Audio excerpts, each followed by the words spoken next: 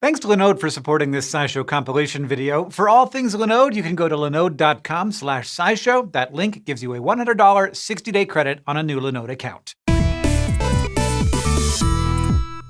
You have domestication to thank for some of your favorite foods, furry friends, even a mode of transportation. Apples, domesticated. Cats, domesticated. Zebras, well, we tried. It's such a huge part of your daily life that you might not know just how much of your world is domesticated. That's partly because of the broad effects that domestication can have. Domestication can mean that we're selecting for one specific trait and narrowing the species diversity, but it can also mean introducing new diversity. Take, for example, how we have domesticated our food. Domestication made wild cabbage into many of the distinct greens we know today, like broccoli, kale, and Brussels sprouts. Here is why those foods are actually all the same species.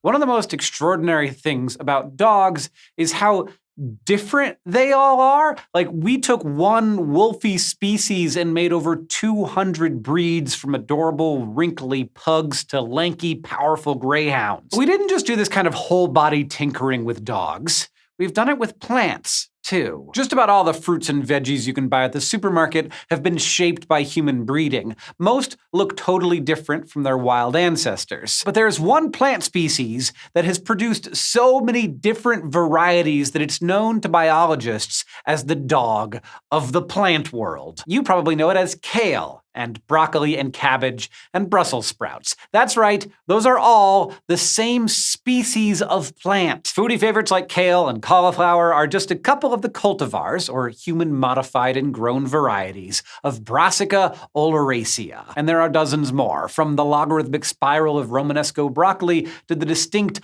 pointed shape of Cauliflex cabbage. And you might think that tons of variety is just what happens when humans selectively breed something for generations, but that's not entirely true. After all, we've been growing and breeding lettuce for about the same amount of time, and yet all lettuce varieties look pretty lettucey. It turns out that B. oleracea is kind of a special plant. It was so transformable because it underwent some massive genomic events during its evolution. The story of why we have such a variety of this kind of plant starts millions of years ago.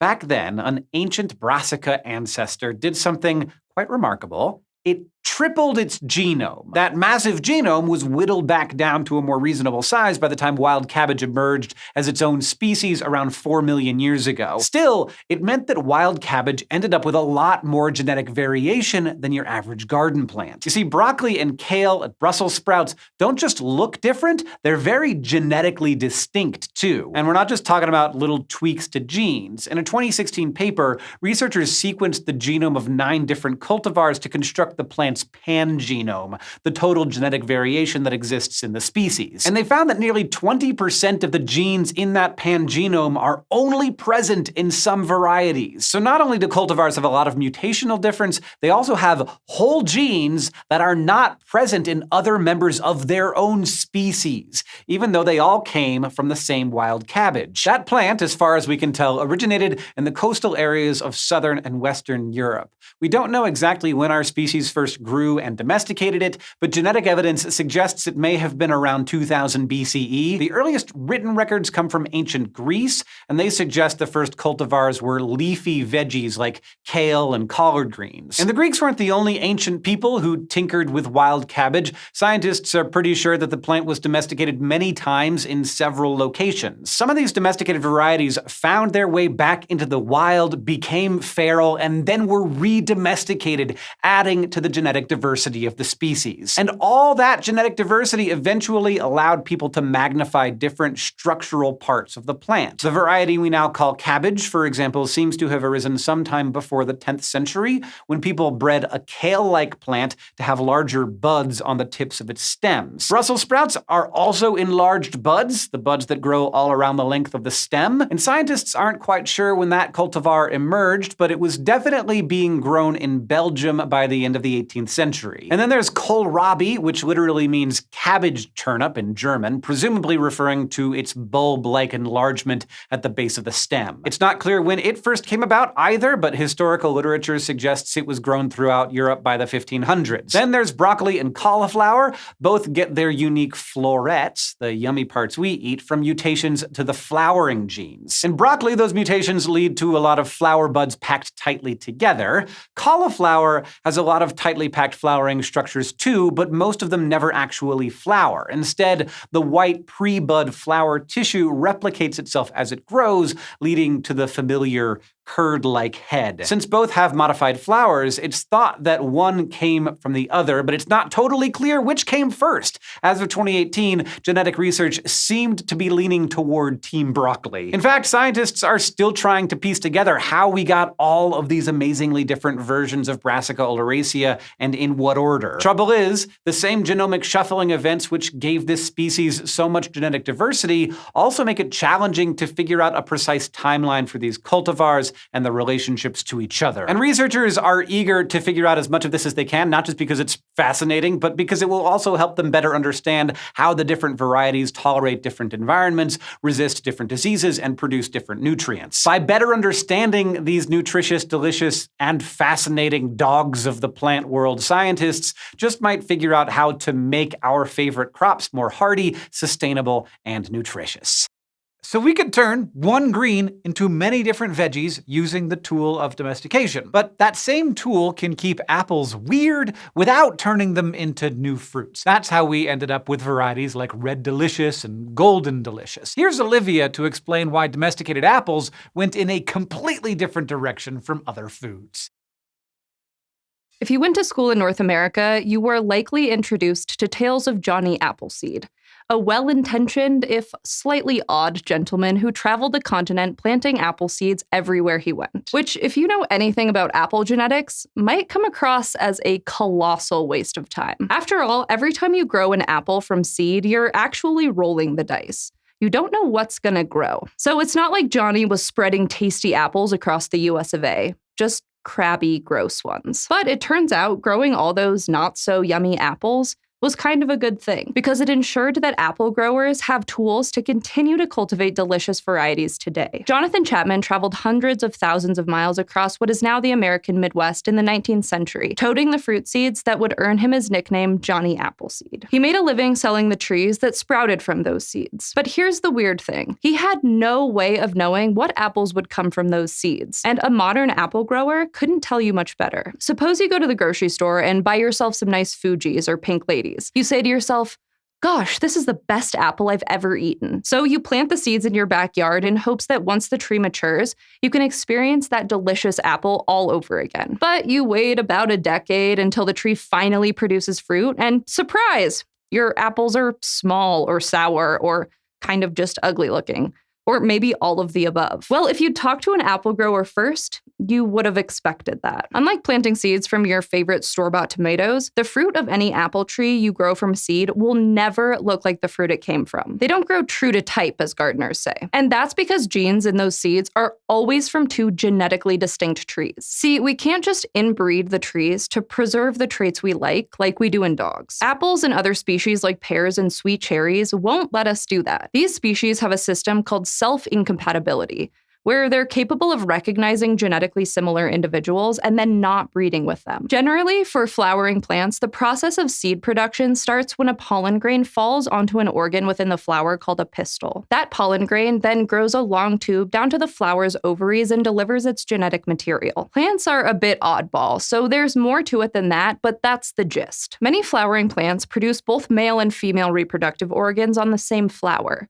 And if that's the case, they can often fertilize themselves. Like, the reason Mendel's pea plants were so great for studying genetics was because they're self-fertilizing. If he'd been studying apples, he never would have gotten as far as he did. But even though apples do have the necessary parts in place for self-fertilization, they also have really robust ways of telling their own pollen from that of a genetically distinct tree. The female reproductive organ produces an enzyme called an sRNase. That enzyme's job is to chop up RNA, which would be bad for a future seed since cells need RNA to make proteins and, by extension, live. Still, these enzymes are transported into the growing pollen tube. Luckily, it has a defense. It can degrade the sRNAs before the enzyme can do any degrading of its own, but it will only do that if its genes and the RNAs are a mismatch. If it recognizes the RNAs as being from genetic stock similar to its own, the RNase gets to do its work unencumbered and fertilization is stopped. This means apple blossoms won't pollinate themselves or other blossoms on their tree even if the pollen happens to land in the right place. It even reduces the odds that parent or sibling trees can breed with them. Most of the time, pollen from a totally different strain has to be carried by bees or the wind for a flower to produce fruit. That's good for the plant because inbreeding can lead to a loss of resistance from pests and disease, as well as just being less healthy overall. But it's bad for us,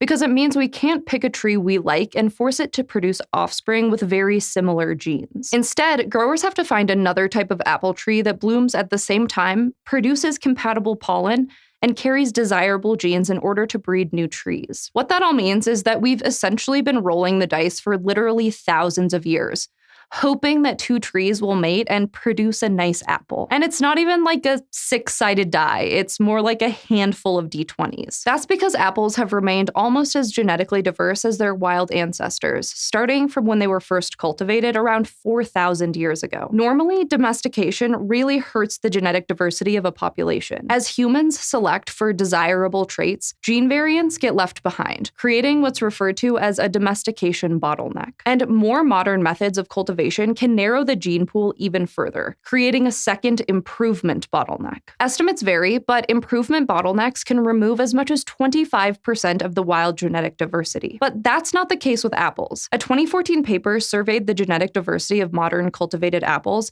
and found it's basically equal to the very oldest varieties. That means that any genes that contribute to sweetness or color or pest resistance or ability to grow in cold climates are mixed in with all sorts of other genes throughout the apple's gene pool. And that means that once apple growers find an apple they like, they just can't risk letting it breed with other apple trees. So if they hit the genetic jackpot, they usually propagate that tree by cloning. Not modern molecular cloning, but a growing technique called grafting, where you take the fruit-bearing part of one tree and fuse it with the root of another, creating a new hybrid tree that produces genetically identical fruit. It's a process so ancient, we've had it about as long as we've had cultivated apples. And it means that we can keep growing what's effectively the same tree for generations. Like Golden Delicious apples go back to 1890. There is still some room for genetic changes, even when you're cloning trees in this fashion, though. Like, sometimes a new branch will turn up with a chance mutation that makes the apples on it a little different, a deeper shade of red, perhaps. Growers might select for that more appealing color, propagating the mutant branches over the older variety, even if the deeper color comes at the expense of flavor. You might see where I'm going with this. Yes, the reason red delicious apples taste like misery incarnate is probably for the selection for color, at least according to some food scientists. By all accounts, they used to taste pretty good. Of course, good-tasting apples have only really been the goal of apple growers for the last century or two. Your Honeycrisps and your Galas are what the trade calls dessert apples. They're sweeter than cider apples, and we tend to want them to be more consistent. Apples that go into hard cider don't have to be sweet or perfectly firm or, well, good, really. They basically just have to have enough sugar to ferment, which in the end is why our buddy Johnny probably wasn't wasting his time. Sure, he didn't know what would grow from his seeds exactly, but at the time, most apples ended up as hard cider, so pretty much any apple worked. And the genetic studies suggested he or people like him may actually have helped apples maintain their genetic diversity up to the present day. The apples you see in the grocery store originate from the Tian Shan Mountains in Central Asia. They traveled to Europe along the Silk Route, where they further interbred with European crab apples to produce the modern domesticated apple, Malus domestica. In fact, they've interbred so much that domesticated apples have more genetic material in common with the European apple than the Asian ones. And only modern genetic studies have been able to establish for certain where they came from. Then, those European domesticated strains were introduced to North America. And somehow, they stayed super diverse. Some have suggested that that's because Malus domestica interbred with North American species to adapt to a new climate. But others think it had more to do with our dear pal Johnny and others like him. Because even though different apple varieties were often kept apart in their European orchards, with people running around planting them all over North America, some were bound to go wild. That let them get together, and they were different enough from one another to overcome self-incompatibility. So they made new varieties of trees called chance seedlings. That turned out to be a pretty good thing for us, because we've gotten more than a few delicious apples through these new offspring. Literally. Red Delicious and Golden Delicious apples were both chance seedlings. And the Macintosh, an apple so popular it's got a certain type of computer named after it, was also a chance seedling that was discovered all the way back in 1811. So there's a lot to be said for planting apple seeds when you don't know what will sprout from them. Genetic diversity isn't just valuable for its own sake.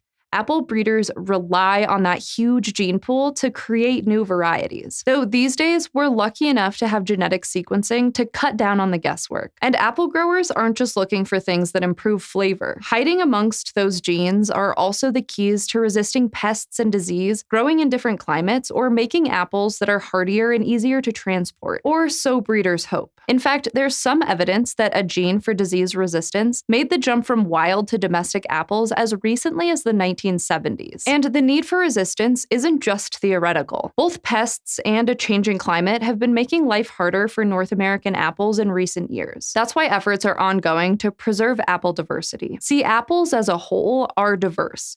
But as of 2008, 90% of apples produced in the US consisted of just 15 varieties. And if we want to keep creating new, tasty apple varieties that can survive whatever gets thrown at them, we'll need to do better than that. Fortunately, researchers are on it. Much like Johnny once did, they're planting all sorts of seeds. And by doing so, they're ensuring that apples stay wonderfully diverse. The rest of us will just have to wait for the fruits of their labor. All this domestication might seem pretty high-tech, but it's nothing compared to today's cloud computing technology. Cloud computing allows you to stream videos like this one, create websites and run analytics on them, store important information, and generally exist in the modern online world. And Linode Cloud Computing from Akamai keeps it all running with servers across the physical world. They're already a cloud computing powerhouse, but they're still working to improve your access to cloud technology by adding at least a dozen more servers by the end of 2023. To hit the ground running this year with those brand new servers, you can click on the link in the description down below, or go to linode.com/scishow for a $100 60-day credit on a new Linode account. Thanks to Linode for supporting this SciShow compilation. Now back to the episode. And we're not just talking about domesticated food, because the domestication of our food may have led to the domestication of cats. Here's how. Cats.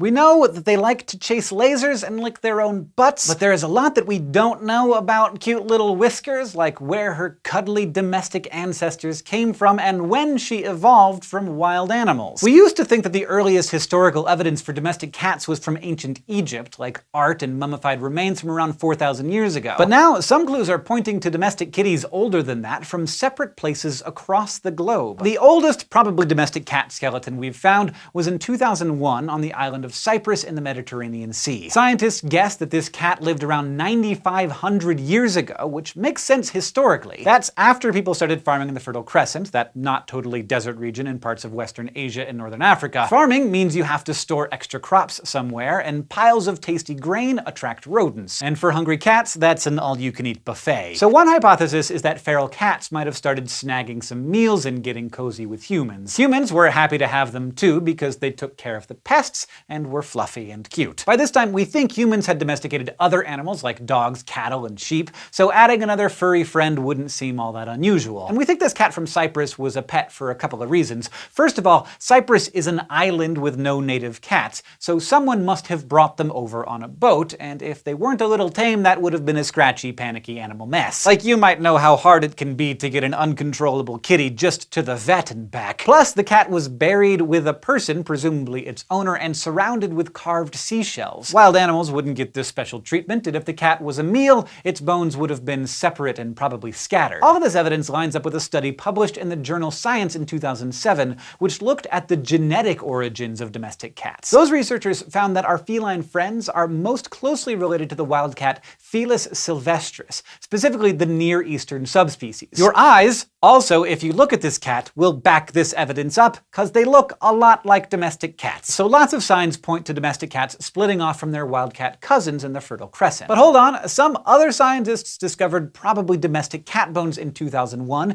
in an ancient millet farming village in central China. A close computer analysis of jawbone shapes showed that these cats weren't related to the wildcat at all. Instead, they were a kind of leopard cat, which is in an entirely different genus. From small animal tunnels throughout the excavation site and ceramic containers that looked like they stored grain, the researchers were pretty sure that this village had a rodent problem. And by looking at the carbon isotopes in cats' bones, it was clear that they ate lots of small animals that ate lots of human-grown millet. This was the first convincing evidence to support the domestic cats eat pests that eat grain hypothesis. But this domestication happened in different kinds of cats around 5,300 years ago on the other side of this huge landmass. So, what's the real story? The Middle Eastern or the Chinese domestication of cats? Well, there's no reason to think that domestication couldn't have happened twice in two separate places with two separate cat species when people started farming grain. But remember, genetically, all of our modern cats seem to be descended from the wildcat, not the leopard cat. Maybe the domestic wildcats were just snugglier and had a leg up to win our favor.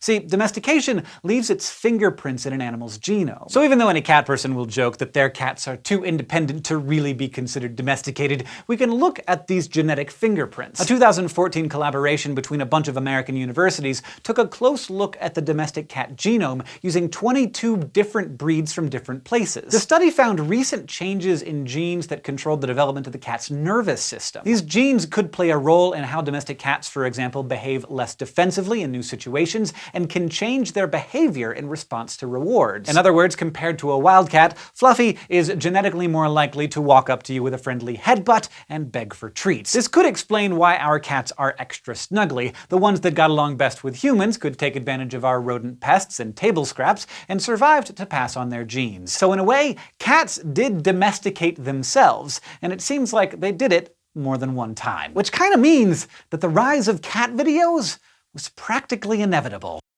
The most cat thing a cat could do was probably domesticate themselves. But in the end, cats and dogs might not be so different, because dogs may have been domesticated for the same reason, to eat our leftovers. And we played a bigger role in their domestication. Here's Michael's list of the 3 weird things we did to dogs, like accidentally giving them floppy ears. A world without dogs sounds like no fun at all. But many of the hundreds of dog breeds we know today are only a few centuries old. And according to current research, if you go back in time at most 34,000 years, dogs as we know them didn't even exist. Even though we know that modern dogs and modern wolves share a wolf ancestor, no one's exactly sure how dogs were first domesticated, or even when. But we do know that at some point, dogs evolved from mostly ignoring humans to wanting to be best friends with us. That process of domestication came with consequences. Some of them you'd expect, like dogs becoming tamer over time, and others are just strange. For instance, there's a trait that dogs share with other domesticated animals that even Darwin thought was weird. Lots of dog breeds have floppy ears. Evolutionarily, this doesn't make much sense. It's the result of deformed ear cartilage, and it can actually make it harder for a dog to hear. So why would we breed dogs to have deformed ears? Well, we didn't, at first. At least, not on purpose. Instead, floppy ears seem to have a lot to do with other traits that domesticated animals have, like patches of white fur and adorable little faces that retain their juvenile features into adulthood. According to a new hypothesis, it turns out that in the process of domesticating dogs, we might have actually been affecting some of their stem cells. In a dog embryo, there's a group of stem cells called the neural crest, and these cells are responsible for forming a specific set of physical features, like the dog's coat, the structure of its face, and its adrenal glands. And according to this new research, a lot of the features that we associate with tameness may actually come from changes that have been made to this neural crest. The earliest dogs may have been less aggressive because they had smaller adrenal glands. So when early humans bred for tameness, the dogs probably also ended up with changes to other traits that are controlled by the neural crest, like floppy ears and the faces with more juvenile features, such as smaller jaws. So basically, by domesticating dogs, we may have ended up selecting for mutations in their stem cells that made them less like wolves and more like the animal that's probably sleeping in your living room right now. But domesticating dogs has had other useful side effects too. For example, dogs are a whole lot better than their wild cousins at digesting starch. A study published in 2013 analyzed the genomes of 12 wolves and 60 dogs of different breeds. The researchers were looking for genetic differences that showed up in all of the dogs, but none of the wolves. They found changes in 36 regions of all of the dogs' DNA. Some of the results were somewhat predictable, like changes to genes that were involved in brain development, which account for how friendly and tame dogs could be. But they also found something they didn't expect. The dogs had 3 genetic variations that helped them digest starch. And this fits with the theory that dogs first started to be domesticated when humans humans settled down to agrarian life. At some point, hungry wolves might have started venturing into human settlements and eating their leftover starchy food, something that a lot of modern dogs seem to be into as well. The wolves that were best able to digest the starch were better fed, so they survived to reproduce. And speaking of things that dogs are really into, you know how dogs really like chewing on bones, but it seems to take them forever to actually finish eating one? Well, that has a lot to do with their ancestry too. Wolves eat meat, and they're really into this stuff. It doesn't matter how delicious you think your pie is, a wolf is going to pick the steak any day. So they've got really sharp teeth that are perfect for tearing flesh apart, and powerful jaws that polish off a bone pretty quickly, especially if they're looking to get to the marrow inside. But even though dogs inherited wolves' desire to gnaw on bones, they have smaller jaws and a less powerful bite, which means that it takes them a whole lot longer to finish a bone, if they can even make a dent in it at all. But if you've ever seen a dog chewing on a bone, it doesn't seem like they mind how long it takes to finish. While we made dogs more tame, our interactions with zebras went in the other direction. I mean, we've managed to domesticate horses for riding, but we pretty much totally failed with zebras. Here is how we tried to domesticate them for transportation. I don't know if you've noticed, but zebras look an awful lot like horses. They're even part of the same equine family, and you can crossbreed them into an animal called a zorse. But no matter how similar they look, don't be fooled. Thanks to their biology and evolution, you just can't ride a zebra. It's a beautiful, stripy, majestic trap. According to archaeological evidence, humans have been taming horses for at least 5,500 years, but our relationship with zebras goes back much further. Humans and zebras have spent millions of years together because both species evolved alongside each other in Africa, and that's actually where the problems with zebra riding start. Because even though we've spent millennia together, it's not like humans and zebras were best buddies. For quite a while, early humans saw zebras as food and not much else. There's even evidence that we hunted them, so our striped neighbors kind of grew up knowing that people were bad news. According to some researchers, that means they could be predisposed to fear us. Horses, meanwhile, didn't encounter people until much later, and we likely didn't hunt them long enough for them to pick up the same fear. But even though we totally started our relationship off on the wrong foot, there's actually an even bigger problem with zebras. Their evolutionary history has made them just plain nasty. They spend their whole lives surrounded by large predators like lions, cheetahs, and hyenas, so they have a really well-developed fight and flight response. This means that zebras are flightier than horses and a lot more aggressive. Corner a zebra and it will bite and kick and, in general, try to end you, because those are the kind of skills it needs to survive in the wild. And a zebra's kick is serious business. An adult zebra can kick hard enough to break a lion's jaw, and zebras injure more American zookeepers than any other zoo animal. This aggressiveness is such a big deal that some researchers have even looked for a genetic component to it, although they haven't found anything conclusive yet. Either way, trying to convince a zebra to let you ride it is just asking to get hurt. And I don't know about you, but I would rather walk somewhere than deal with that. Finally, temperament aside, zebras aren't built for riding. Even though they're from the same family, they're smaller than domestic horses and their backs aren't as strong, so they're not able to comfortably carry as much weight. They also have thick necks, so it's not easy to direct them with reins. And because they're so ill-tempered, they're a lot more prone to getting fed up when they're tired, and that's likely to end with your swift introduction to the hard ground. This isn't just a hypothesis either. During the Victorian era, when Europeans were attempting to colonize parts of Africa,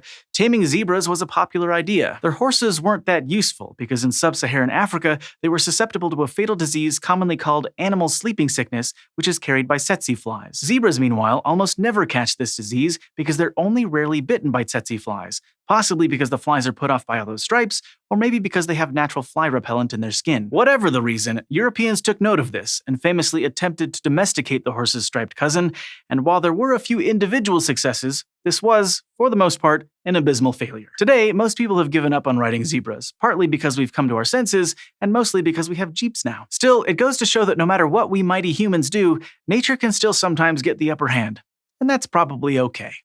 So, we don't successfully domesticate everything we touch, but we sure do give it the old college try. Now, aside from food, friends, and transportation, there's one big group that we have not talked about yet: us. Here is the totally not creepy way we accidentally domesticated ourselves.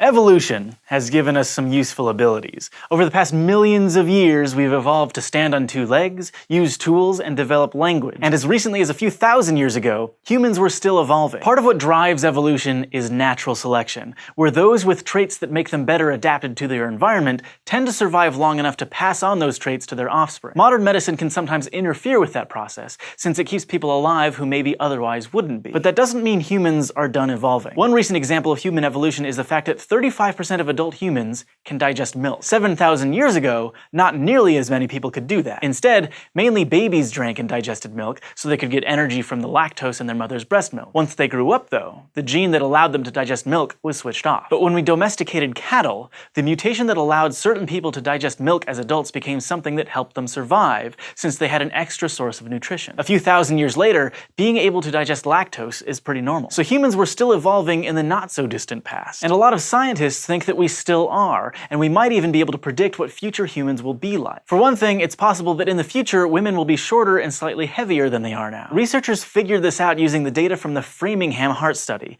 which tracks the medical histories of more than 14,000 people who live in Framingham, Massachusetts. The team wanted to know what traits gave women higher reproductive success. They found that shorter, slightly heavier women tended to have more children, and that those traits were passed on to their children. If this trend continues, in 10 generations the average woman might be about 2 centimeters shorter and a kilogram heavier. Another possible difference between us and future humans is that their brains might be a bit smaller. Which is weird because for most of human history, brain sizes tended to get bigger over time. But over the last 20,000 years, the brain size of Homo sapiens has decreased. During that time, the average volume of the male brain has shrunk from about 1,500 cubic centimeters to about 1,350, about a tennis ball size difference. A similar decrease in brain size happened for women too. But why the change? One possibility is that our brains are smaller thanks to the emergence of more complex societies. As population density increased and there was more division of labor, humans didn't have to be as smart to stay alive, so their brains didn't have to be as big. Other scientists think our brains have been shrinking because we've become more tame. See, domesticated animals have smaller brains than their wild counterparts,